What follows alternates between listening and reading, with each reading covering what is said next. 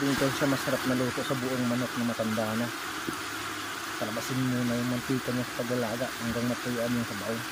Hanggang nabas yung mantika niya at paipipin yung sariling mantika.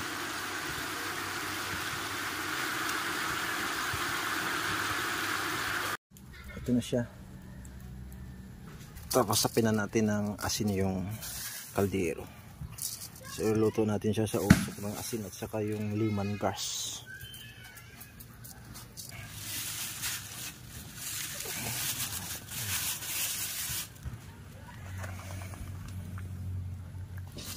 Ayan.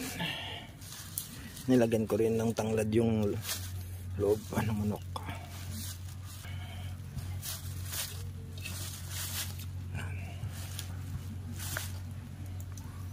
Ayan. Yan siya. Tanglad lang at saka asin yung nilagay ko dyan. Pero pinatuyuan ko muna sa laga hanggang lumabas yung mantika niya at hanggang maprito siya. At yan na. Another stage ng pagluluto niya, iluto sa usok ng tanglad at saka asin. Tingnan natin, kanina pa ako ginugutom sa amoy mo eh. Oh, grabe ang bango. Sus, ang bango. Iba talaga ang aroma ng lemongrass ba? Sus, grabe ang bango. Ito na yung finished product niya. Grabe, ang ganda ng kulay, mamantika talaga oh.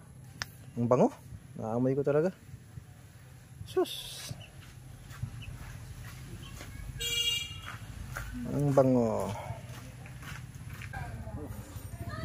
Grabe.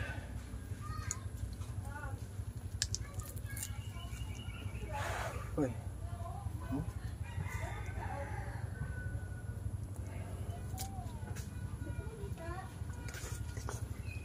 Grabe, sarap. Napaka-namnam. Iba talaga yung luto sa sariling mantika eh. Namnam. Naluan pa ng tanggad.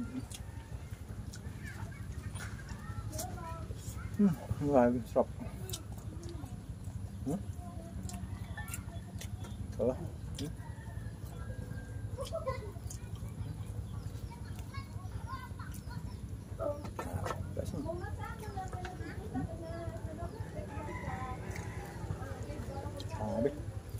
Sa magandang menu sa New Year.